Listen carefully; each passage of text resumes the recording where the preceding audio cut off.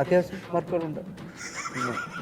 ഇവർ ചിരിക്കുന്ന കാര്യങ്ങൾ ഇപ്പൊ സിനിമ കുറവാണ് സ്റ്റേഷനിലാന്ന് പറഞ്ഞിട്ട് ഞാൻ പറയാം നമുക്ക് സിനിമ കുറവാന്നുള്ളത് അലി അറിഞ്ഞിട്ടില്ല. അതല്ലേ പ്രൊമോഷൻ പറയുമ്പോൾ ഞങ്ങൾ ഓടി വന്നു.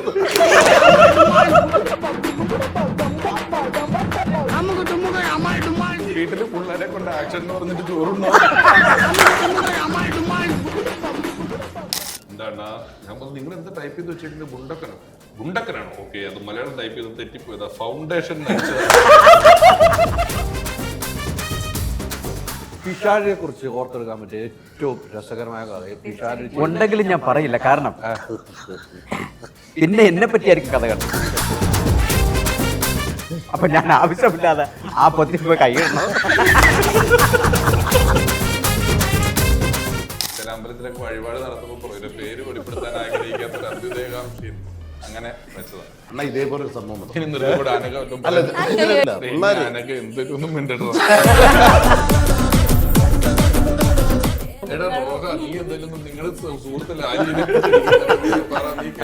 അന്ന് എല്ലാ ക്ലാസ്സിലും ഡാൻസ് കളിക്കുന്ന തങ്കത്തിനുണ്ട് 2 റിബണും കൊണ്ടുവരും.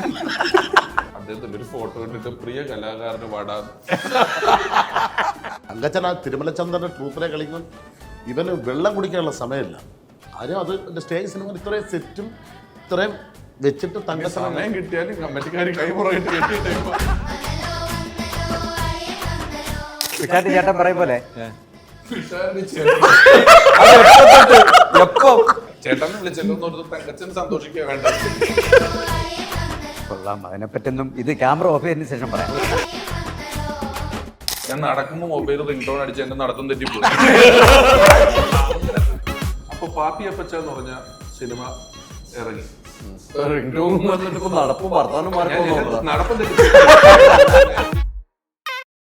ഹോം അപ്ലയൻസ് വാങ്ങാൻ ഒരിടത്ത്, ക്രോക്കറി വാങ്ങാൻ വേറൊരിടത്ത്, ഗാഡ്ജറ്റ്സ് വാങ്ങാൻ വേറെ എവിടെയോ ഒരിടത്ത്. അതെ, എന്തിനിങ്ങനെ പലയിടത്തും ഓടണം? മൈജി ഫ്യൂച്ചർ ഉണ്ടല്ലോ. മൊബൈൽ ഫോൺ മുതൽ ഹോം അപ്ലയൻസസ് വരെ എല്ലാം ഒരിടത്ത്. ഏറ്റവും കുറഞ്ഞ EMI. അങ്ങനെയാണെങ്കിൽ ഏറ്റവും കുറഞ്ഞ വില. ആഹാ, എന്നാ ഏറ്റവും കൂടുതൽ ഓഫറുകൾ. MyG future. Experience the next. MyG ആണ് ഫ്യൂച്ചർ. നമസ്കാരം. പുത്തൻ സിനിമയുടെ വിശേഷങ്ങൾ പങ്കുവയ്ക്കാൻ 5 അതിഥികൾ, 5 പേർക്കും സ്വാഗതം. നമസ്കാരം. കൈ താത്തല്ലേ ഇങ്ങനെ പിടിച്ചോണ്ടിരിക്കണം. എന്തോ ഈ തനിനിറം ആരെയായിരിക്കും? ഈ തനിനിറം ആരെയായിരിക്കും? നേരത്തെ ഇവിടെ വന്ന് ഒരു വലിയ സംഘം, ഇവരുടെ ഒരു ചെറുപ്പക്കാരുടെ സംഘം തന്നെ ഈ സിനിമയിലുണ്ട്. അനൂപേട്ടനുണ്ട്, തനിനിറം രതീഷിന്റെ ആണ്, കണ്ണന്റെ ആണ്, എല്ലാവരും കൂടെയാണ്. അതെ അതെ. പിഷാരടി ഒരു ഐറ്റം ഡാൻസിൽ കയറി മെയിനിൽ പെടുന്നതാണ്. അവരാണ് ഇരുന്ന് കാണുന്നതായിട്ടാണ്. ആ കാണലേ ഒരു മേലായിരുന്നു. അത് ഞാൻ സിനിമയ്ക്ക് അകത്ത് ഇപ്പോഴേ വന്നു.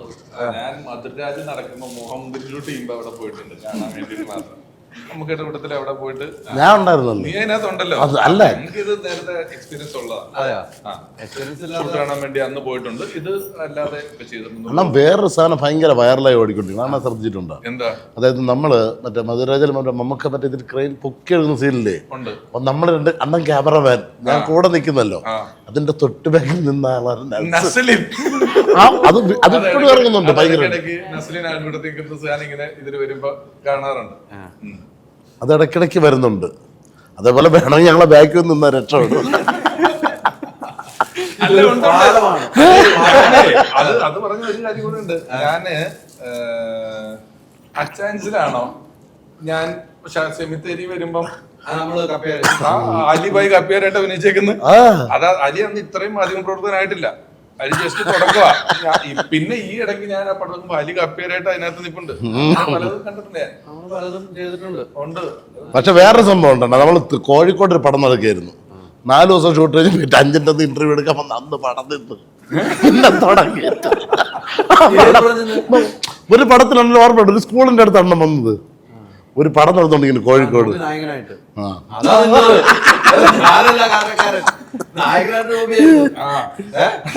നടന്നല്ലോ. 5 ദിവസം നടന്ന് ആ ഹോട്ടൽ ബില്ല് ഞാനാണ് കൊടുത്തത്. Hotel bill. എന്നിട്ട് അതും 4 ദിവസം പനിയായിട്ട് കിടന്നു. അവര് കഞ്ഞി വെച്ചെന്ന് എനിക്ക് ഹോട്ടലുകാർ. എന്നിട്ട് അതും കൂടെ ചേർത്താണ് കൊടുത്തിട്ട് വന്നത്. തല വെക്കുമ്പോ ആലോചിക്കുന്നു. ഞാനല്ല ഇരിക്കുന്നത്. ഈ റോഹൻ ഭയങ്കര വിപ്ലവകാരിയ ഒരു ഇന്റർവ്യൂ പ്രവർത്തകനാണ്. എതിരെ വരുന്ന നിഷ്പ്രഭമാക്കുന്ന ആളാണ്. ഞാൻ നിങ്ങൾ തമ്മിലുള്ള ഒരു ദ്വന്ദ്വം കാണുന്നതിന് വേണ്ടിയിട്ടാണ് ഇരിക്കുന്നത്. അങ്ങോട്ട് പോയാൽ എനിക്ക് അത് കാണാൻ അത് കാണാൻ പോകുന്നുള്ളൂ. പക്ഷെ ഈ ഐറ്റം ഡാൻസിൽ ഈ തങ്കച്ചനെ നിങ്ങൾ മേയാൻ വിട്ടില്ലേ? അവനെ കെട്ടിയിട്ടേക്ക് കാലില്ല, അല്ലെങ്കിൽ കയറും. നിങ്ങൾ ഒത്തിരി മേഞ്ഞിട്ടില്ല. എഴഞ്ഞു കയറിയൊക്കെ ഞങ്ങൾ അഭിനയിച്ച് കഴിഞ്ഞാൽ കണ്ടിട്ടില്ല. അതാണ് അഭിനയിച്ചതല്ലാതെ കണ്ടില്ല, അതിന്റെ ഔട്ട് കണ്ടിട്ടില്ല. അതുകൊണ്ടാണ് എങ്ങനെ വന്നെന്നുള്ളത്. ആ തങ്കച്ചൻ എന്റെ കൂടെ സുഹൃത്തുക്കളായിട്ട് അതിനകത്തുള്ളതല്ലേ. എന്റെ കൂടെയുള്ള എന്റെ മുതലാളിയാണ്. അപ്പൊ മുതലാളി ഇല്ലായിരുന്നു. മുതലാളി ഇല്ലാത്തോണ്ട് തൊഴിലാളി നുഴഞ്ഞു കുറച്ച് പിന്നെ ഇതൊക്കെ ആണെങ്കിൽ ഈ തങ്കച്ചനൊക്കെ നല്ല ഡാൻസ് പറ്റും.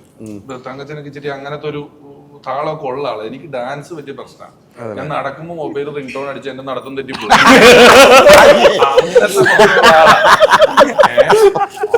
ഞാനൊരിക്കൽ എന്നെ ഒരു ഫാഷൻ ഷോയ്ക്ക് വിളിച്ചിരുന്ന ഒരു ടീം വെറുതെ നിന്നാ മതി എന്ന് പറഞ്ഞിട്ട് നടക്കാൻ പറഞ്ഞിട്ടേ ഞാൻ ഇത്രയും ഓക്കോടായിട്ട് ഇതിനു മുമ്പ് നടന്നിട്ടേ പിടിവിട്ടേ. തങ്കച്ചനൊക്കെ ഒരു ഇച്ചിരി താളമൊക്കെ ഉള്ള ആളാണ്. അതുകൊണ്ടാണ് ഡാൻസ് തങ്കച്ചൻ. ഞാൻ ഇരുന്നിട്ട് പിന്നെ വഴപ്പുറങ്ങിട്ട് അങ്ങനെ നിശ്ചരൊക്കെ പെറുക്കി തിന്നോണ്ടിരുന്നതേ ഉള്ളൂ പാട്ടിന്. തങ്കച്ചൻ പണ്ട് ഈസിയ ഡാൻസർ ആയിരുന്നു. പണ്ട് സ്കൂളിൽ ഈസി ഉണ്ടല്ലോ വെള്ളിയാഴ്ച. അന്നത്തെ ഏറ്റവും ലാസ്റ്റ് പീരീഡ് അന്ന് എല്ലാ ക്ലാസ്സിലും ഡാൻസ് കളിക്കുന്ന തങ്കച്ചനുണ്ട്. 2 റിബണും കൊണ്ടുവരും. ഏത് പാട്ട് തങ്കച്ച?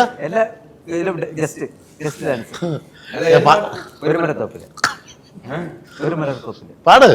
ഒരു മലർ തോപ്പിലെ മലരുകൾ തൂകിടും മലരുകൾ തൂകിടും മധുഗണമാകവേ നിറഞ്ഞു നിൽക്കു എന്നിൽ നിന്നിതാ അഴകിടും വേദിയിൽ അതിലൊരു ഗാനമാ പ്രിയതരമായി ഞാനുവേ അഴകിടും വേദിയിൽ അതിലൊരു ഗാനമാ പ്രിയതരമായി ഞാനുവേ. ഇത് പാടി കളിക്കണം. ഇത് പാടി കളിക്കും. ശരി, അങ്ങനെ റിബൺ കെട്ടിട്ടല്ലേ അത് കളിച്ചു കഴിയുമ്പോ ഒരു മുട്ടായി ഒരു ഡ്രിങ്ക്സും കൂടെ. പിഷാട്ടി ചേട്ടൻ പറയും പോലെ എപ്പം ഒരു മലർ തോപ്പിലെ വെച്ച് ഡാൻസ്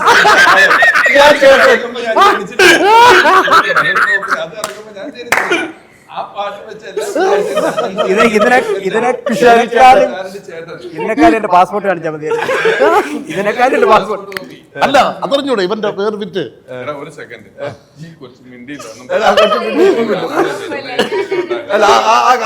ആ കഥ പറഞ്ഞുതരാം. തങ്കച്ചന്റെ അടുത്ത് കൊന്ന വയസ്സ് പറയില്ല തങ്കച്ചൻ. എത്ര പൈസ? അത് വിട് അങ്ങ് മാറ്റിക്കളെ. ഒരു അങ്ങനെ തങ്കച്ചന്റെ അടുത്ത് പാട്ടാണ് രാജി വിളിച്ചിട്ട് പറഞ്ഞ് ഒരു ഗൾഫ് ട്രിപ്പ് വന്നിട്ടുണ്ട്, പാസ്പോർട്ട് ഇവൻ ഗ്രൂപ്പിലിട്ടു. എല്ലാരും പറഞ്ഞു. അതും പിന്നെ അതും നട്ടുച്ചയ്ക്ക്, അതും 1000 പേരുള്ള ഗ്രൂപ്പിൽ. അല്ല, അത് ഭയങ്കരമായിട്ട് ഫിഷാന് പറഞ്ഞു. അങ്ങനെ പാട്ട് പാടി ഡാൻസ് എല്ലാ വെള്ളിയാഴ്ച കളിക്കുമ്പോ ജനിക്കാത്ത ചേട്ടാണ്. അത് എനിക്ക് ഇഷ്ടപ്പെട്ടു കേട്ടോ. ഈ ഒരു ഷൂട്ട് സമയത്ത് നമ്മള് നമ്മുടെ മേഖലയിൽ നിന്ന് നമ്മൾക്ക് അഭിമാന മുഹൂർത്തമാണ് താങ്കളുടെ ഒരു വരവ്. താങ്കന്മാർക്ക് അഭിമാനമാണ്.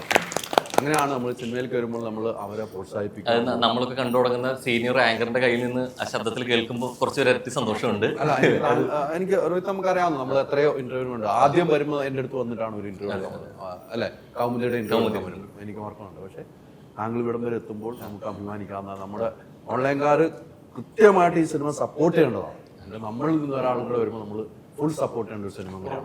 അത് ഒരു മോഹൻ പറഞ്ഞ നമുക്ക് ഈ വിശക്കുമ്പോഴേ നമ്മൾ ഭക്ഷണത്തിന്റെ അടുത്തെത്തിയ കൂടുതൽ വിശക്കൂല്ലോ. അങ്ങനെ ഒരു പ്രശ്നമുണ്ട്. നമ്മൾ മണമൊക്കെ കിട്ടി തുടങ്ങുമ്പോൾ നമുക്ക് കൂടുതൽ വിശക്കും. അതുപോലെ ഈ ഞാൻ ഉൾപ്പെടെയുള്ള ഒരു ടി വിയിലിറങ്ങുന്ന സമയത്ത് അപ്പൊ ഡിജിറ്റൽ ഇത്രയും നമ്മുടെ സിനിമയുടെ തൊട്ടടുത്തെത്തും. സിനിമാക്കാർ നമ്മുടെ അടുത്ത് വരുന്നു, ഡയറക്ടർമാർ വരുന്നു, പ്രൊഡ്യൂസർമാർ വരുന്നു, തൊട്ടടുത്തെത്തും. പക്ഷെ ഈ മൃഗശാല ചില്ലിന്റെ കൂടെ അപ്പുറത്തും നിൽക്കുന്ന പോലെ അതിന് ഇപ്പുറത്തായി പോകും നമ്മൾ. അപ്പൊ അടുത്തെത്തുമ്പോൾ ഇതിനോടുള്ള ഒരു ആവേശവും ആകാംക്ഷയൊക്കെ കൂടുതലായിരിക്കും. അപ്പൊ നിങ്ങൾ പറഞ്ഞ അവസ്ഥയിൽ ഇപ്പൊ റോഹൻ ഒക്കെ സിനിമക്കകത്തോട്ട് കയറി വളരെ നല്ല രീതിയിൽ പെർഫോം ചെയ്തിട്ടുണ്ട്, നല്ല ഗംഭീരമായിട്ടുണ്ട്. അപ്പം അതൊരു വലിയ സന്തോഷമാണ്. നിങ്ങൾ പറഞ്ഞ പോലെ അടുത്തെത്തി അകത്തും എത്തി. അതാണ് നമുക്ക് ഞാൻ ഉള്ള മേഖലയിൽ നിന്നും ഒരാള് ഈ സിനിമയിൽ ഏറ്റവും നല്ല പെർഫോമൻസ് ചെയ്തിട്ടുണ്ടെന്ന് ഞാൻ അറിഞ്ഞിട്ടുണ്ട്. ഈ സിനിമയിലുണ്ട്. എങ്ങനെ ഉണ്ടായിരുന്നു എക്സ്പീരിയൻസ് ഒരു ആങ്കർ എന്ന നിലയിൽ സിനിമയിലേക്ക് എത്തി? ഇപ്പോൾ സിനിമയിൽ എത്തുമ്പോൾ ശരിക്കും ആങ്കർ എന്നുള്ള സാധനം അവിടെ മാറി. ഇവിടെ അകത്ത് എത്തുമ്പോൾ ഏതാണ്ട് 1ാം ക്ലാസ്സിന് അഡ്മിഷന് വേണ്ടിയിട്ട് JNU യൂണിവേഴ്സിറ്റിയിൽ പോയ അവസ്ഥയാണ്. കാരണം എല്ലാവരും അത്രയും സീനിയേഴ്സ് ആയിട്ടുള്ള ഒരാൾ. അപ്പോൾ നമുക്ക് ഫസ്റ്റ് കിട്ടുമ്പോൾ തന്നെ അത്രയും എക്സ്പീരിയൻസ് ആയിട്ടുള്ള ആർട്ടിസ്റ്റിനോട് സ്ക്രീൻ സ്പേസിൽ നിൽക്കുക എന്നുള്ള സംഭവം കൂടി ഉണ്ട്. അപ്പോൾ നമുക്ക് ഇൻ്റർവ്യൂസിന് വരുന്ന സമയത്താകുമ്പോൾ മുമ്പിലിരിക്കുന്ന സമയത്ത് നമുക്ക് കുറേ കൂടി നമ്മൾ പറയും ഈ ചോദ്യങ്ങൾ ചോദിച്ചുകൊണ്ടിരിക്കുന്നവർക്ക് കുറച്ചുകൂടി എളുപ്പമാണ്. അപ്പോൾ ഈ പലപ്പോഴും ഇത് പെർഫോം ചെയ്യുന്ന കാര്യത്തിൽ അത് അങ്ങനെയല്ല, അത് അത്ര എളുപ്പമല്ല. അപ്പോൾ ചിലപ്പോൾ ഇവിടെ രമേശ് ചേട്ടനൊപ്പം അല്ലെങ്കിൽ നോബി ചേട്ടനും തങ്കച്ചേട്ടനൊക്കെ ഒപ്പം മുമ്പ് ഇൻ്റർവ്യൂസും ഫിലിം പ്രൊമോഷനും സംഭവമായിട്ട് നിൽക്കുമ്പോൾ ഇത് കുറച്ചുകൂടെ ഇത് നമ്മുടെ ചെയ്യുന്ന മേഖലയിൽ ഒരു വലിയ പ്രശ്നമില്ല. പക്ഷെ ഇതല്ലാത്തൊരു മേഖലയ്ക്ക്, അതുകൊണ്ട് ഞാൻ നേരത്തെ വാക്ക് ഉപയോഗിച്ചത്. ഇപ്പോൾ നേരത്തെ യൂണിവേഴ്സിറ്റി കയറിയ പോലെ അവസ്ഥയാണ്. അപ്പോൾ കയറുന്ന സമയത്ത് നമ്മളെ കുറച്ചും കൂടി ചെയ്യാനുള്ളത് നമുക്കല്ല, ഇവർക്കാണ്. കാരണം ഇവർ പോകുന്നൊരു മീറ്ററിലോട്ട് നമ്മളെ പിടിച്ചു വലിക്കലാണ്. നമുക്കിത് അവിടെ എത്തിപ്പെടാൻ കുറച്ച് ബുദ്ധിമുട്ടാണ്. അപ്പോൾ അത് കൃത്യമായിട്ട് നടത്തുന്ന പ്രവർത്തനം ഭംഗിയായിട്ടുണ്ടെങ്കിൽ അതിന് കാരണക്കാരും സഹപ്രവർത്തകരായിട്ട് ഇവരിയ്ക്കുന്നതുകൊണ്ട് തന്നെയാണ്. അപ്പോൾ അതിൽ ഭയങ്കര സന്തോഷമുണ്ട്. അത് മുമ്പ് ചെറിയ ചെറിയ വേഷങ്ങളാണെങ്കിലും ത്രൂ ഔട്ട് വേഷം കിട്ടുന്ന സമയത്ത് നമുക്ക് മാക്സിമം സ്പേസ് തന്ന് ഇങ്ങനെയാണ് കാര്യങ്ങൾ എന്നുള്ള രീതിയിലേക്ക് ഒപ്പം ചേർത്ത് പിടിക്കാന്ന് പറഞ്ഞാൽ കിട്ടുന്നൊരു സന്തോഷം അതാണ്. അപ്പോൾ അത് അവളും കിട്ടിയിട്ടുണ്ട്. ഒരിടത്ത് എത്തുമ്പോഴേ നമ്മൾ ആ കഴിഞ്ഞ എക്സ്പീരിയൻസ് ഇതിൽ ഉപകരിക്കുമെന്ന് ചോദിക്കുമല്ലോ. അതിൻ്റെ അകത്തൊരു ആവശ്യമില്ലാത്തൊരു സ്റ്റേറ്റ്മെന്റിന്റെ കഥയാണ്. അപ്പം ഇത്രയും ഡിജിറ്റൽ ഇല്ലേ, രാത്രി എന്റർടൈൻമെന്റ് ന്യൂസ് എന്ന് പറഞ്ഞ ന്യൂസ് ചാനലിൽ പോയിട്ട് 10 മിനിറ്റ് ഇരിക്കും. ഒരു 10-15 മിനിറ്റ് മുമ്പ് സിനിമ ഇറങ്ങുമ്പോൾ അപ്പോൾ പാപ്പി അപ്പച്ച എന്ന് പറഞ്ഞ സിനിമ ഇറങ്ങി. നടപ്പും വർത്താനം നടപ്പം തെറ്റി.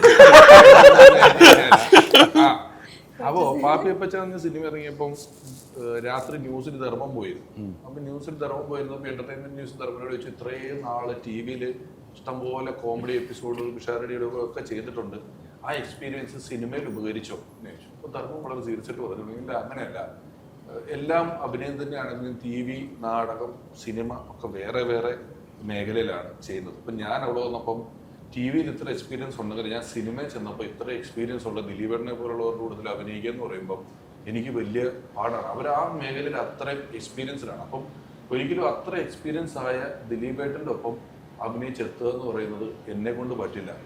അതുപോലെ തന്നെ പിഷാരടി പയ്യണ പോലെ ബ്ലഫ് മാസ്റ്റേഴ്സ് ചെയ്യാൻ ദിലീപിനും പറ്റിയിരുന്നു. ആവശ്യമില്ല, എല്ലാ അവസാനം കുഴപ്പത്തിലാക്കിയിട്ട് ആ കഥ എങ്ങനെ എത്തിച്ചു? ഞാനപ്പോ തന്നെ വിളിച്ചിട്ട് ഇത് അതിന്റെ ആ സ്റ്റേറ്റ്മെന്റിന്റെ ആവശ്യം എന്തിരിക്കുന്നത്? ഇത്രയും പറഞ്ഞിട്ട് അവസാനം ഒരു ചെറിയ മനുഷ്യൻ ഇല്ല, അവിടെ ആക്ടർ ആയിട്ടുള്ള രീതിയിലേക്ക് തിരിച്ചു പറയാൻ പറ്റേ. ഇതിപ്പോ ആ പോയിന്റ് പറയാൻ പറ്റില്ല, കാരണം ഇവരൊക്കെ അവതാരകരായിട്ട് നിന്നവര് കൂടിയാണ്. തിരിച്ച് ഞാൻ ചെയ്ത പണിയും നിങ്ങൾക്ക് ചെയ്യാൻ പറ്റുന്നത് പറയാൻ പറ്റില്ല. അപ്പൊ അതിലും സീനിയേഴ്സ് ആണ്. അപ്പൊ ആ പോയിന്റും തിരിച്ചടിക്കാൻ പറ്റില്ല എന്നുള്ളതാണ്. അനഘ സംസാരിക്കും. അനഘ ഇപ്പം ആദ്യം ഇവർ രണ്ടുപേരും നിസ്ലിം വന്ന് എന്നിട്ട് നിസ്ലിം ഇപ്പൊ എവിടെ എത്തിയുന്നുണ്ട്? തുടക്കം ആ സിനിമയിലാണ് അല്ലേ? തണ്ണീർമത്തത്തിൽ നിന്ന് തുടങ്ങിയതാണ്, നിസ്ലിമൊക്കെ ഒപ്പം തുടങ്ങിയാണ്. ആ ഡയലോഗ് എങ്ങനെയാണ്?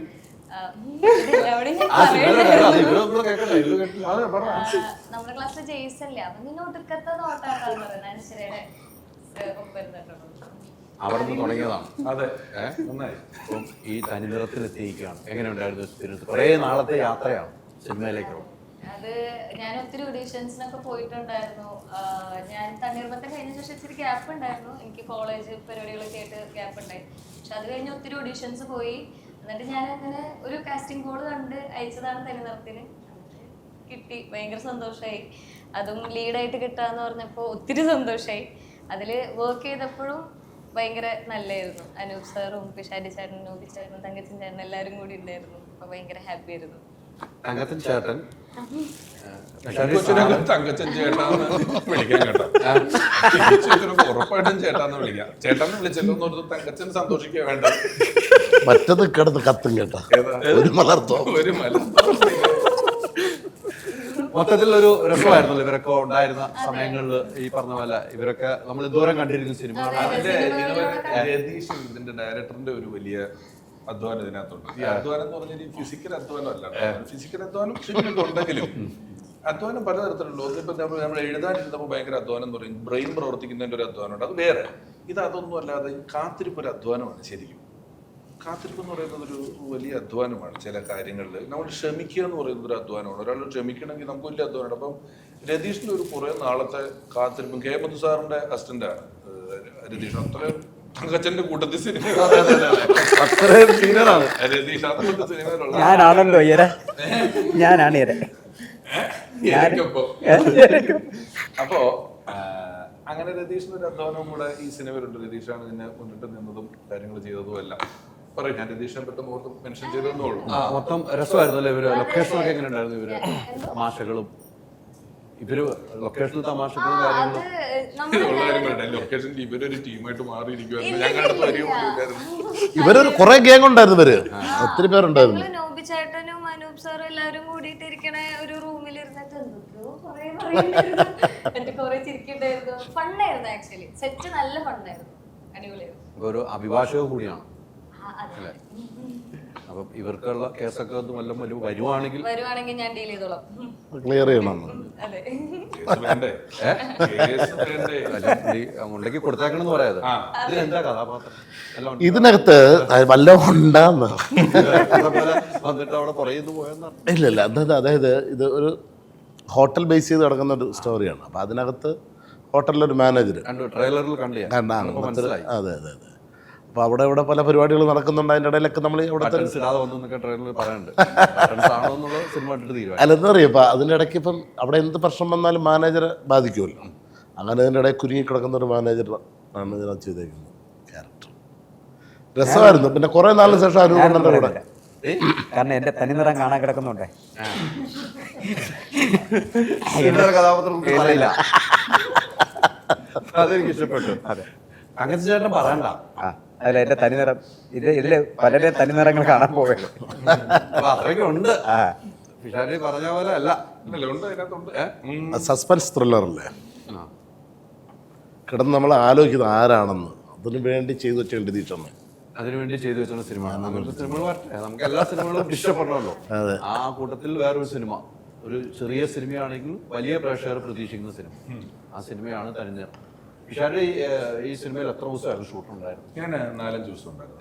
എനിക്ക് അങ്ങനെ ഒരു, ഞാൻ വലിയ വേഷമൊന്നുമല്ല, 4-5 ദിവസത്തെ വേഷം ഉണ്ടായിരുന്നുള്ളൂ. ഞാനും ആ ഹോട്ടലിൽ പറഞ്ഞ നോബി പറഞ്ഞൊരു ഹോട്ടലിൽ ഒരു ക്രൈം നടക്കുന്നതും ഒക്കെ ആയിട്ട് ബന്ധപ്പെട്ടാണ്. ആ സമയത്ത് ആ ഹോട്ടലിൽ മുറിയെടുത്ത് താമസിച്ച മറ്റൊരാൾ എന്നുള്ള നിലയിലുള്ള ഒരു വേഷമായിരുന്നു. അങ്ങനെ ചെറുതാണെങ്കിൽ എല്ലാവർക്കും ഇമ്പോർട്ടൻ്റ് ഉണ്ട് അതിൽ. അങ്ങനെ ഒരു സംഭവം ഉണ്ട്.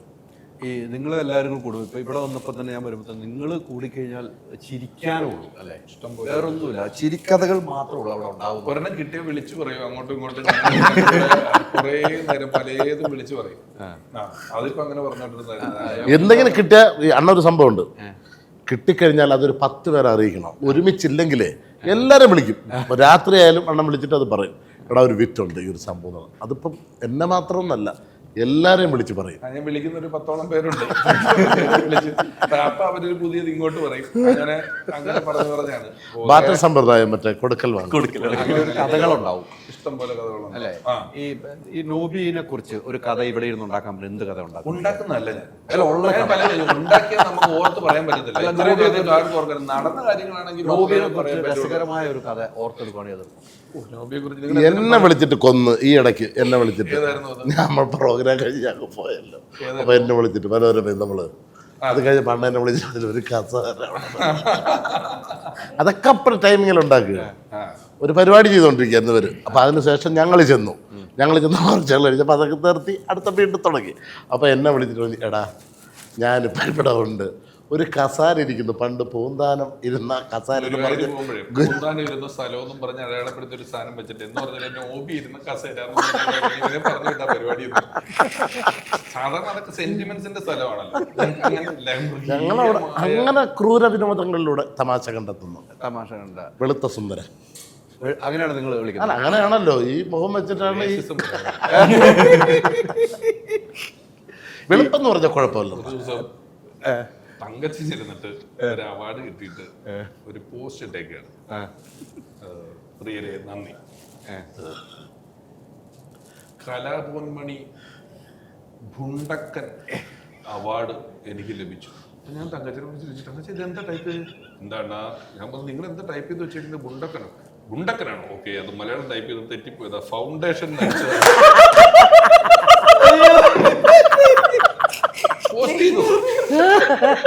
പോസ്റ്റ് ചെയ്തിട്ട് ഞാൻ വിളിച്ചിട്ട് ഇല്ല തിരുത്തിയില്ലയോ? ഇത് നിലവിൽ ആരെങ്കിലും വന്നതാണോ? ഫ്രഷ് എൻ്റെ തോളിൽ തന്നെ ഫ്രഷ്. നിങ്ങൾക്ക് ലക്ഷ്മി നക്ഷത്രയ്ക്കും ഉണ്ടായിരുന്നു അവാർഡ്. എന്നിട്ട് ആ പോസ്റ്റ് കണ്ടിട്ടാണ് ഇതാണ് സാധനം എന്നെ വിളിച്ചു. നമ്മൾ ടൈപ്പ് ചെയ്തപ്പോൾ തെറ്റാണെങ്കിൽ വോയിസ് പറഞ്ഞപ്പോൾ തെറ്റായിരിക്കും. അല്ല ടൈപ്പ് ചെയ്ത് വോയിസ് പറഞ്ഞ ടൈപ്പിംഗ് ചിലപ്പോൾ തെറ്റി. അല്ല, ഇവൻ ടൈപ്പ് ചെയ്ത തെറ്റെന്ന് പറഞ്ഞ് വേറൊരുത്തനെ ഏൽപ്പിച്ചതാണ്. ഞാനിത് ഒരുപാട് പേരെ വിളിച്ച് തിരുത്താറുണ്ട്. ഒരു വലിയ പ്രശസ്തനായ സിനിമാക്കാരൻ, അദ്ദേഹത്തിന്റെ പേര് പറയുന്നില്ല, എന്നോട് പുള്ളി പറയരുത് റിക്വസ്റ്റ് ചെയ്തു. ഇർഫാൻ ഖാൻ മരിച്ചപ്പോ അദ്ദേഹത്തിന്റെ ഒരു ഫോട്ടോ ഇട്ടിട്ട് പ്രിയ കലാകാരന് വിടാന്ന് ടൈപ്പ് ചെയ്തപ്പോ ഞാനപ്പോ തന്നെ വിളിച്ച് പറഞ്ഞു. പക്ഷെ പുള്ളി പറഞ്ഞു നീ കഥ പറഞ്ഞു, പക്ഷെ ദൈവത്തോർത്ത് എന്റെ പേര് വെളിപ്പെടുത്തരുത് എന്ന് പറഞ്ഞു. ചില അമ്പലത്തിലൊക്കെ വഴിപാട് നടത്തുമ്പോ പറയും പേര് വെളിപ്പെടുത്താൻ ആഗ്രഹിക്കാത്തൊരു അഭ്യുദയകാംക്ഷി. അങ്ങനെ വെച്ചതാണ്. 1983 എന്ന് പറഞ്ഞ പടം ഇറങ്ങി.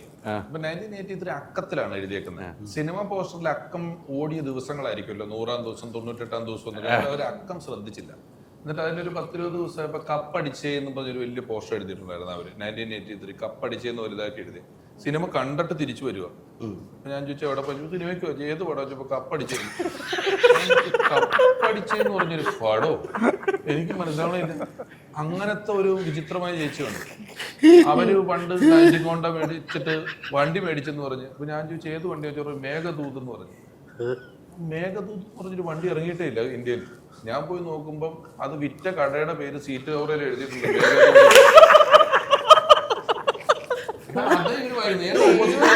മേഘദൂത് മേടിച്ചിട്ടുണ്ട്. കംപ്ലീറ്റ് തെറ്റിപ്പോണ ഇഷ്ടംപോലെ ആൾക്കാരുണ്ട്. ഇഷ്ടമല്ല ഈ തങ്കച്ചനല്ല, തങ്കച്ചൻ ചേട്ടൻ. ചേട്ടാ ശരി. നിനക്ക് മുക്കാലെന്തെങ്കിലും പറഞ്ഞു. ശരി, എനിക്ക് 75 വയസ്സ്. അല്ല അങ്ങനെ ഞാൻ തന്നെ നിങ്ങളെ ചേട്ടൻ. നമ്മളൊക്കെ ഞാനും തങ്കച്ചൻ ഒക്കെ ഒരേ പ്രായം. ഞാൻ അംഗീകരിക്കും. അപ്പൊ നല്ല പ്രായമുണ്ട്. ഇത് സിനിമയുടെ പ്രൊമോഷനാണ്, എന്റെ പ്രായത്തിന്റെ പ്രൊമോഷൻ. അത് വേറൊരു കാര്യം നോക്കിയാൽ ആയിരിക്കുന്ന 3 പേരും കല്യാണം കഴിച്ചിട്ടില്ല. നമ്മള് മാത്രമേ ഉള്ളൂ ഇതിന് സീനിയർ. നമ്മള് അത്രേ ഉള്ളൂ. അത് 3 പേര് കല്യാണം കഴിച്ചിട്ടില്ല. ഞാനൊക്കെ എന്തൊന്നും മിണ്ടോ കൊച്ചു മാത്രമേ സിനിമയെ പറ്റി എന്തെങ്കിലും പറയുന്നുള്ളൂ. പറയുന്നത് തങ്കച്ചന്റെ കാര്യം തന്നെയാണ്. വന്നപ്പോ തന്നെ പിഷാരടി നോക്കിയും പറഞ്ഞു. അതെ അതെ, ശ്രദ്ധിച്ചല്ലോ, പ്രായത്തിന്റെ കാര്യം പറഞ്ഞു. മറ്റേ ഫൗണ്ടേഷൻ എഴുതാൻ ഞാൻ പറഞ്ഞല്ലേ എന്നെ ചേട്ടാന്ന് വിളിച്ചു. എന്റെ ചേട്ടാന്ന് വിളിച്ചെന്റെ ഞാൻ തന്നെ അത് തുടക്കം ഇട്ട് കൊടുത്തു. അയ്യോ എന്റെ തെറ്റ് പറ്റിപ്പോയി ഗുരുവേ. ഇവരുമായിട്ടുള്ള തങ്കച്ചന് നല്ല എക്സ്പീരിയൻസ് ആണ് ഇവരുമായിട്ട്. ഇങ്ങനെ കഥകൾ കഥകളാണ് പറയുന്നത്. അതെ, പിഷാരിയെ കുറിച്ച് ഓർത്തെടുക്കാൻ പറ്റിയ ഏറ്റവും രസകരമായ കഥ പിഷാരി ഉണ്ടെങ്കിലും ഞാൻ പറയില്ല. കാരണം പിന്നെ എന്നെ പറ്റിയായിരിക്കും കഥകൾ. എനിക്ക് ഒരു കഥയേ ഉള്ളൂ, പക്ഷെ എന്നെ പറ്റി 100 കഥകളായിരിക്കും. അപ്പൊ ഞാൻ ആവശ്യമില്ലാതെ ആ പൊത്തിൽ പോയി കൈയിടണം. പിന്നെ അർവഞ്ചൻ ചേട്ടൻ്റെ ഇങ്ങോട്ട് മാറും. ഏത് അർവൻ ചേട്ടൻ ഇങ്ങോട്ട് മാറും. പിന്നെ തങ്കച്ചനിലേക്കാവും കഥ. അപ്പൊ ഞാൻ ആ മാളത്തിൽ എന്തിനാണ് കൊണ്ട് കൈ എവിടെ പ്രസംഗിക്കാൻ അർപ്പജനാണല്ലോ പറയണത്. തങ്കച്ചന്റെ പേര് പിന്നെ തങ്കച്ചനാവും. അപ്പൊ മിണ്ടാതെ ഇരിക്കുന്നതിന് നല്ലത്. ഭയങ്കര ബുദ്ധിപരമായിട്ടാണ് നീ കേട്ടോ. ചെറിയ കഥ പറയാം.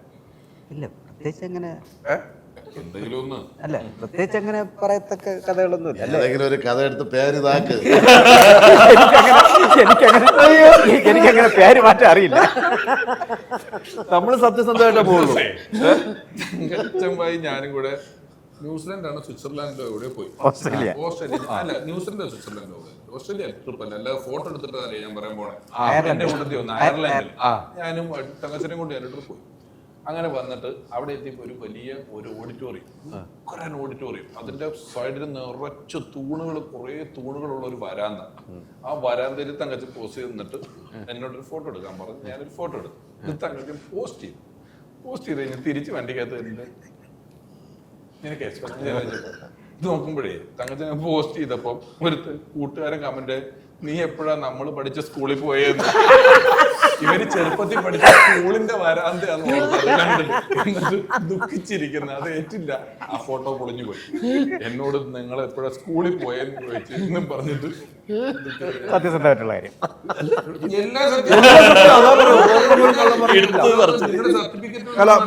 കലാഭവനോട് കേസ് പറഞ്ഞ സത്യം, എല്ലാം സത്യമാണ്, ഇല്ലാത്തൊന്നും പറഞ്ഞിട്ടില്ല. ഇത് പറ സത്യസന്ധമാണ്. ഇത് സത്യസന്ധം. മേളിലൊരു പ്രാവിരിക്കും പോലെ അങ്ങനെയല്ല പറഞ്ഞല്ലേ എടാ ആ പ്രാവിന്റെ കൂടെ അതുപോലെ തന്നെ ഉണ്ടെന്ന് പറഞ്ഞു. അതൊക്കെ പറഞ്ഞേ ആ കൂടെ പ്രാവിന്റെ കൂടെ അതുപോലെ തന്നെ ഉണ്ട്. തങ്കച്ചനെ സംബന്ധിച്ചോളം ഇപ്പം സിനിമകളിലേക്ക് അങ്ങനെ ഷോ ആയിരുന്നു അല്ലെ, സ്റ്റാർ മാജിക്കിൽ നിന്നൊരു ഷോയിൽ നിന്നും ഒന്ന് മാറി നിൽക്കുകയാണ്. ഇപ്പം നമ്മുടെ ഒരു യാത്ര എങ്ങനെയാണ്? സിനിമ കുറവാണ്, സ്റ്റേജ് ഷോകളാണ്, എങ്ങനെയാണ് യാത്ര? അല്ല ഷോ ഉണ്ട്, പിന്നെ അത്യാവശ്യം വർക്കുകളുണ്ട്. ഇവർ ചിരിക്കുന്ന കാര്യങ്ങൾ അങ്ങനെ ഇപ്പൊ സിനിമ കുറവാണ്, സ്റ്റേജ് ഷോകളാന്ന് പറഞ്ഞിട്ട് ഞാൻ പറയാം നമുക്ക് സിനിമ കുറവാന്നുള്ളത് അലി അറിഞ്ഞിട്ടില്ല. ഞങ്ങൾക്കില്ല. അതല്ലേ പ്രൊമോഷൻ പറയുമ്പോൾ ഞങ്ങൾ ഓടി വന്നത്.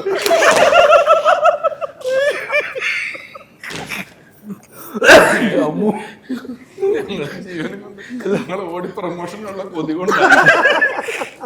വീട്ടില് പിള്ളേരെ കൊണ്ട് ആക്ഷൻ എന്ന് പറഞ്ഞിട്ട് ചോറുണ്ടോ?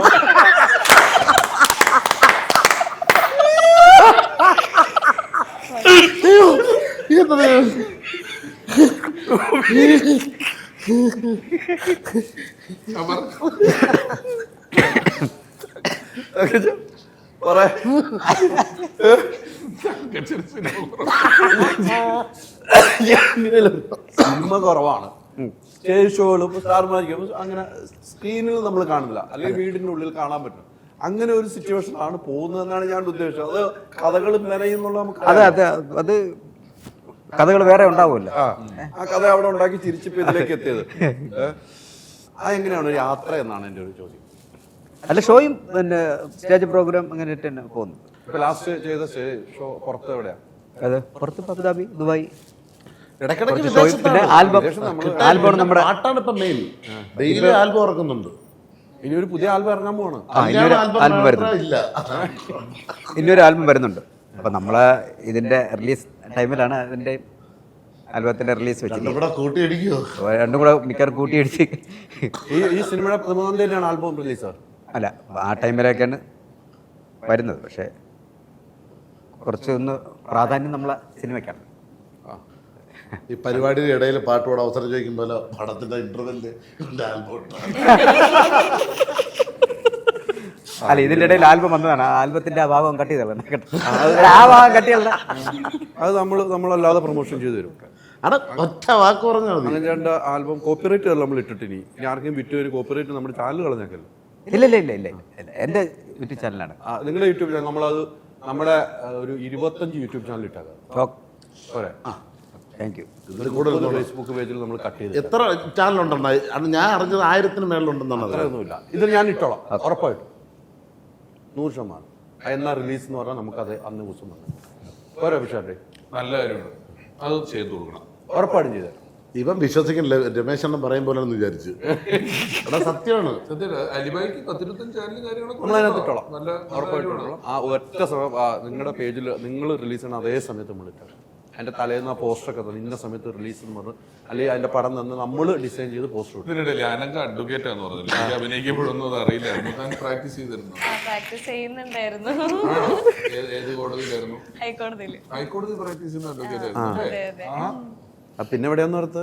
മുനിസിപ്പൽ കോർട്ടിലാണ്. മുനിസിപ്പൽ കോർട്ടിലോ എവിടെയെന്ന് അറിയില്ലല്ലോ. ഹൈക്കോർട്ടിലാണ്. ഹൈക്കോടതി പ്രാക്ടീസ് ചെയ്യുന്ന ക്രിമിനൽ ലോയർ ആയിരുന്നു. അങ്ങനെയല്ലേ നമ്മളെല്ലാ കേസുകളും ഉണ്ടായിരുന്നു. ആരുടെ കീഴായിരുന്നു തന്നുണ്ടായിരുന്നു? കൃഷ്ണദാസ് എന്ന് പറഞ്ഞ സാറിന്റെ അടുത്ത്. ഇപ്പം പ്രാക്ടീസ് ചെയ്യുന്നുണ്ടോ? ഇടയ്ക്ക് പോലെ ഉള്ളൂ. ഇപ്പം മോസ്റ്റ്ലി സിനിമനെ ഫോക്കസ് ചെയ്യുന്നത് കൊണ്ട് സിനിമയിലേക്കാണ് കൂടുതൽ പ്രാക്ടീസ്. സിനിമയാണ് ഇപ്പം കോടതിയിൽ കൂടുതൽ സിനിമയാണ്. നമ്മൾ നേരത്തെ അന്ന് തൊട്ട് സിനിമ എത്രയോ ഓഡീഷനിൽ പോയി എന്ന് പറഞ്ഞില്ലേ. പക്ഷെ അത് കഴിഞ്ഞിട്ട് പിഷാരുടെ ഒക്കെ സിനിമ ചെയ്തപ്പോ ഒന്നും ഓഡീഷനൊന്നും കൊടുത്തിട്ടില്ല അല്ലേ? സിനിമ ചെയ്തല്ലോ 6 കൊല്ലം സിനിമ ചെയ്തിട്ട്. അന്ന് ഇവർ ആലോചിച്ചിട്ടുണ്ടാവില്ല അതിനെ പറ്റിയിട്ട്. അതിന് മുമ്പില് അല്ല അത് കഴിഞ്ഞിട്ടാ തന്നെ 21 അതെ അല്ലേ? അതെ. അതെയോ? മലയാള സിനിമയിലെ അഡ്വക്കേറ്റുമാർ ആരൊക്കെ ഉണ്ട്? നമുക്ക് അറിയാവുന്നത് മമ്മൂക്ക അഡ്വക്കേറ്റ്, പിന്നെ ഉള്ളത് അനൂപ് സാറ്. അനൂപ് റാങ്ക് കിട്ടിയ ആളാണ്. ബാബുരാജ് അഡ്വക്കേറ്റ്. മറ്റേ ഞങ്ങൾക്കുണ്ട് അഡ്വക്കേറ്റ് ടിനിട്ടോ ആണ്. ടിനിച്ചേട്ടൻ. ടിനിട്ടോ അതറിയില്ലായിരുന്നോ? മഹാരാഷ്ട്രത്തിൽ പഠിച്ചാൽ പക്ഷെ അഡ്വക്കേറ്റ് ആണ്. അതേലോ? ആ കോട്ടയം ലോക്കോളി പിടിച്ചാണ് അഡ്വക്കേറ്റ് ആണ്. ലോ പോയിന്റ് ഒക്കെ അറിയാം. ഇനി എന്ത് വേണം? അതൊക്കെ അറിഞ്ഞിട്ടാണ് ടിനി ടോം ഓരോ സാധനങ്ങൾ അടിക്കണത്. ഊരി വരാ അറിയാം എവിടെ ഊരി വരാറിയാ അത് മനസ്സിലാക്കണം. ടിനി ടോം ഓരോ പ്രസ്താവന ഇറക്കുന്നുണ്ടെങ്കിലും കൃത്യമായിട്ട് ഊരി വരാൻ അതിന്റെ പഴുതുകൾ അറിയാം, അതിന്റെ കേസിന്റെ നമ്പറുകളെല്ലാം അറിയാവുന്നതുകൊണ്ടാണ് ടിനി ടോം അടിക്കുന്നത്. അല്ലെങ്കിൽ ടിനി ടോം അങ്ങനെ അടിക്കില്ല. അത് ശരിയാണ്. ഈ നോബി ആയിട്ട് എങ്ങനെയാണ് തങ്കച്ചൻ ചേട്ടാ? കൊള്ളാം, അതിനെപ്പറ്റൊന്നും ഇത് ക്യാമറ ഓഫ് ചെയ്തതിന് ശേഷം പറയാം. അല്ല എങ്കിലും അത് ക്യാമറ മുമ്പ് ഇരുന്ന് പറയാൻ കൊള്ളില്ല, അതുകൊണ്ടാണ്. പിന്നെ എന്റെ കൈവിട്ട് പോകും. അല്ല പിന്നെ ഞങ്ങൾ അടിയാവും, അങ്ങനെയൊക്കെയാണ്. അതെയോ? അതുമായിട്ടുള്ള ബന്ധം എന്ന് പറഞ്ഞു കഴിഞ്ഞാൽ എൻ്റെ ഒരു ഗുരു എന്ന് തന്നെ പറയാം. എന്ന് പറഞ്ഞപ്പോഴും മലർത്തോപ്പ് എന്റെ അപ്പന്റെ നൂലിട്ടിട്ട പാട്ടാണത്. എനിക്ക് ഒരു മലർ തോപ്പലിന്റെ ആ ഒരു ക്ഷീണം മാറ്റാനാണ് ഞാൻ എടുത്തിട്ട, പക്ഷെ പോയില്ലത്. നമ്മള് സുഹൃത്തുക്കളാണ്, ഒരേ സമയത്ത് വീട്ടിൽ വന്നതാണ്. പിന്നെ ഒരേ സമയത്ത് വീട്ടിൽ വന്നോ? ഒരേ സമയത്ത്. ഞാൻ തങ്കച്ചന്റെ വലിയ ആരാധകനാണ്. തങ്കച്ചൻ നമ്മൾ ഈ കണ്ട കോമഡി ഒന്നും അല്ല. തങ്കച്ചൻ സ്റ്റേജിൽ കളിക്കുന്ന സമയത്ത് തകർത്താടി ഒരാളാണ് നമ്മള്. അതായത് ഭയങ്കരമായിട്ട് ഈ ടി വിയിൽ എനിക്ക് അതിന്റെ കുറച്ച് മാത്രമേ ഇട്ടിട്ടുള്ളൂ. സ്റ്റേജിൽ കിടന്ന് തകർത്ത് തങ്കച്ചന്റെ പരിപാടി കാണാൻ വേണ്ടി ഭയങ്കര പ്രേക്ഷകർ. അല്ല ഞാൻ എൻ്റെ പേഴ്സണൽ പറയാം, ഞാൻ വേറെ ഒന്നും പറഞ്ഞില്ല. തങ്ക ചേട്ടാ, സ്റ്റാർ മാജിക്കിൽ നിങ്ങൾ ചെയ്യുന്ന അത്ര പെർഫോമൻസ് പല സാധനം നമ്മൾ കണ്ടുകൊണ്ടിരിക്കുന്ന ആളാണ്. സ്റ്റേജിൽ അന്നൊക്കെ ഈ CD ഇറങ്ങിക്കഴിഞ്ഞാലും ആ സമയത്തും നിങ്ങളുടെയൊക്കെ പെർഫോമൻസ് നമ്മൾ ഓരോ ഷോടെ വരുമായിരുന്നു. അത് ഈ പറഞ്ഞ നോബി പറഞ്ഞ സത്യസന്ധമായ കാര്യമാണ്. നമ്മളും സത്യസന്ധമായിട്ട് ഉള്ളിൽ നിന്ന് പറയണതാണ്. ആ ഒരു കലാകാരൻ എന്ന നിലയിൽ നിങ്ങൾ വലിയ നേട്ടം ഉണ്ടാക്കിയിട്ടുണ്ട്. എനിക്ക് അതിനൊരു മാറ്റമില്ല. ഒത്തിരി കഷ്ടപ്പെട്ടു. തങ്കച്ചൻ ആ തിരുമലചന്ദ്രൻ്റെ ട്രൂപ്പിനെ കളിക്കുമ്പോൾ ഇവന് വെള്ളം കുടിക്കാനുള്ള സമയമില്ല. ആരും അത് സ്റ്റേജ് സിനിമ ഇത്രയും സെറ്റും ഇത്രയും വെച്ചിട്ട് തങ്കച്ചൻ സമയം കിട്ടിയാലും കമ്മിറ്റിക്കാർ കൈപുറകിട്ട് കെട്ടിയിട്ടേക്കുക. നല്ലൊരു കാര്യം പറഞ്ഞോട്ടോ. ഒരു മിനിറ്റ് പറഞ്ഞ ഞാനല്ലേ ഇത് തുടക്കിട്ടത്. കൈ കെട്ടിയിട്ട് നല്ല കാര്യം പറഞ്ഞപ്പോൾ അതിൻ്റെ ഇടയ്ക്ക് കയറിയതല്ലേ? അതെനിക്ക് ഇഷ്ടപ്പെട്ടു. എവിടെയും പിഷാന്റെ കയറി ഞാനൊരു പരിപാടി കഴിഞ്ഞേക്കുമ്പോൾ ഒരാൾ വന്നിട്ടേ ഒരു കണ്ടൊരു മ്യൂസീഷ്യന്റെ ലുക്കൊക്കെ ഉണ്ടായത് വന്നിട്ടുണ്ട്. നിങ്ങൾ ഈ സ്ക്രിപ്റ്റ് റെക്കോർഡ് ചെയ്യുന്നതിനകത്ത്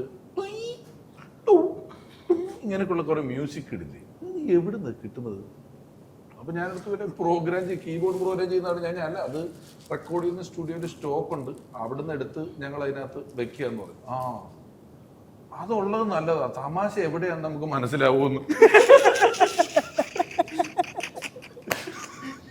അരമണിക്കൂർ ഷിഫ്റ്റ് എന്ത് വിറ്റുകളാ. എന്തായാലും ഒരു ഈ അനൂപ് ചേട്ടൻ എവിടെ? അനൂപ് മേനോൻ എവിടെ? അരുമേനോൻ പത്രസമ്മേളനത്തിനൊക്കെ ആയിട്ട് വരും. ഓരോരുത്തരുടെ തിരക്കുകളാണല്ലോ. നമ്മൾ ഷൂട്ട് ചെയ്യുന്ന സമയത്ത് റിലീസ് ഡേറ്റ് ഫിക്സ് ചെയ്യുന്നില്ലല്ലോ. അത് കഴിഞ്ഞ് റിലീസിന് ആകാറാകുമ്പോൾ ആണ് റിലീസിനനുസരിച്ചിട്ടാണ് പ്രൊമോഷൻ ഒക്കെ വെക്കുന്നത്. വിജയുടെ പടം മാറുമ്പോൾ പോലും ഇവിടെ റിലീസ് അങ്ങോട്ടും ഇങ്ങോട്ടും മാറുന്നുണ്ട്, അതിനനുസരിച്ച് പ്രൊമോഷൻ വെക്കുന്നത്. അപ്പം അവർക്ക് ഇന്ന് പെട്ടെന്ന് ഇത് പ്രൊമോഷൻ വെച്ച ദിവസം തിരക്കുണ്ടാവും. നേരത്തെ പറഞ്ഞിട്ട് എനിക്ക് നോവിക്കുന്ന എറണാകുളത്ത് പരിസര പ്രദേശത്ത് കറങ്ങി കിടക്കും. എടാ റോഹ, നീ എന്തെങ്കിലും നിങ്ങളുടെ സുഹൃത്തല്ല അവന്റെ അടുത്ത് നമ്മൾ ആ പറഞ്ഞതിൽ തന്നെ അവൻ തൃപ്തനാണ്. പക്ഷെ ഇവര് ആദ്യത്തെ ചോദ്യത്തിൽ തന്നെ തൃപ്തനാക്കി. നമ്മളെ സംബന്ധിച്ചോളം ഇപ്പൊ നമ്മൾ 3 പേര് ആണെങ്കിൽ നമുക്ക് ഇവരുടെ സംസാരം കേൾക്കാൻ നമുക്ക് താല്പര്യം. ഞാനുള്ളത് ഓപ്പണായിട്ട് പറയാനാണ്. നമ്മളിപ്പോ ഒരു ഇന്റർവ്യൂ എടുക്കാൻ പോയി പല ഇന്റർവ്യൂ എടുക്കാൻ പോകും. ചിലപ്പോൾ സീനിയർ ആളുകളുണ്ടാകും. നമ്മൾ ഈ ഇടയ്ക്ക് ഇന്റർവ്യൂ എടുത്തതിൽ എനിക്ക് രഞ്ജിപ്പണിക്ക് സാറും കുട്ടിയേട്ടനും എല്ലാവരും ഉണ്ട്. ആഘോഷ സിനിമയുടെ ഇന്റർവ്യൂ ആണ്. പക്ഷേ അത്രയും ആർട്ടിസ്റ്റ് ഞങ്ങൾ ആരും ഒന്ന് അവരുടെ ആ ഒരു കാര്യങ്ങൾ, അവരുടെ യാത്രയും കാര്യങ്ങളും, ആ ഇന്റർവ്യൂ മൊത്തം. പക്ഷെ നമുക്ക് കേട്ട് നമുക്കൊരു അറിവാണ് കിട്ടുന്നത്. ആർട്ടിസ്റ്റൊക്കെ പറഞ്ഞു കേട്ടോ അവരുടെ അറിവുകൾ, അവരുടെ ഓരോ കഥാപാത്രം എന്ന് പറഞ്ഞാൽ നിങ്ങൾ 3 പേരും ഇരിക്കുമ്പം നിങ്ങളിൽ വരുന്ന ആ ചിരിക്കാനുള്ള മുഹൂർത്തങ്ങൾ ഞങ്ങളത് ആസ്വദിക്കുകയാണ്.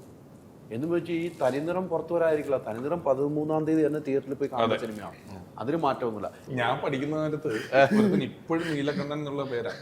അതായത് കർട്ടൻ പൊങ്ങിപ്പിക്കും മുഴുവൻ ബ്ലൂ പെയിന്റ് അടിച്ചിട്ട് ഇങ്ങനെ നിൽക്കുക, പാട്ട് വന്നില്ല. ഏതാണ്ട് ഒരു 3-4 മിനിറ്റ് ഞങ്ങളെല്ലാം കാത്തു നിന്നിട്ട് ഇവൻ ഇങ്ങനെ തന്നെ നിൽക്കുക, പാട്ട് വന്നിട്ടില്ല. പെട്ടെന്ന് നീലക്കണ്ണ നിന്നെ കണ്ടു നീ പാട്ട് വന്ന അന്ന് തൊട്ട് ഇന്ന് വരെ നീലക്കണ്ഠൻ അറിയുന്നത് വലിയ ആളാ. വലിയ വീടൊക്കെ വെച്ച് 3000 സ്ക്വയർ ഫീറ്റ് വീടൊക്കെ വെച്ച് അവിടെ താമസിക്കുന്നു. ഇപ്പോഴും പുറത്തിറങ്ങിയ നീലക്കണ്ഠൻ തങ്കച്ചനൊപ്പം ഏത് പാട്ടിൽ അറിയണം? ഒരു മലർത്തോപ്പ് ഫ്രെയിം. അങ്ങനെ ആ പാട്ടിന് ഒരു പ്രൊമോഷനായി. ആ പാട്ട് ആ പാട്ടിനൊരു അംബാസിഡർ അല്ലേ? ഈ പാട്ടുകളും ഈ സന്തോഷങ്ങളും എല്ലാം നമുക്ക് വേണ്ടത് നിങ്ങൾ പ്രേക്ഷകർ തിയേറ്ററിലേക്ക് വരുമ്പോഴാണ്. ഇവർ ഇത്രയും നേരം ഇത് പറഞ്ഞ് സിനിമയെക്കുറിച്ച് അല്ലെങ്കിലും സിനിമയെക്കുറിച്ച് പറഞ്ഞെങ്കിലും പക്ഷേ പ്രേക്ഷകർ എത്തുന്നതിന് വേണ്ടിയാണ് നമ്മൾ ഈ തമാശകൾ വരെ പറഞ്ഞിരിക്കുന്നത്. അപ്പോൾ തനിനിറം റിലീസ് പ്രേക്ഷകർ മുമ്പിലേക്ക് ഞാൻ നേരത്തെ ഒരു ചെറിയ സിനിമ വലിയ പ്രതീക്ഷയോടെ തരികയാണ്. തിയേറ്ററിൽ പോയി കാണുക, നിങ്ങളുടെ അഭിപ്രായം, ജനുവിനായ അഭിപ്രായം നിങ്ങൾ രേഖപ്പെടുത്തുക. ഇവരെല്ലാം അറിയാവുന്നവരാണ്, ഇവരൊക്കെ നമുക്ക് വേണ്ടവരാണ്. ഒരേ സ്റ്റേജിൽ നിന്നും എത്രയോ വർഷങ്ങൾ പെർഫോമൻസ് ചെയ്തിട്ട് സിനിമയിലേക്ക് എത്തിയവരാണ്. അപ്പം ഞങ്ങൾ കൂട്ടത്തിൽ നിന്നും ഞങ്ങളുടെ ആങ്കറെ നിങ്ങൾക്ക് തരുവാണ്, ഒരു സിനിമയിലേക്ക് വെക്കുകയാണ്. നല്ലൊരു അഡ്വക്കേറ്റിനെ നിങ്ങൾ ഈ സിനിമയിലേക്ക് തരാണ്. അങ്ങനെ എല്ലാ മേഖലയിൽ നിന്നുള്ളവർ അഭിനയിച്ച സിനിമ, അവരുടെ തനിനിറം നിങ്ങൾ കാണണം. നിങ്ങളുടെ തനിനിറം നിങ്ങൾ കൃത്യമായിട്ട് രേഖപ്പെടുത്തുക. ഒത്തിരി സന്തോഷം. Thank you. Thank you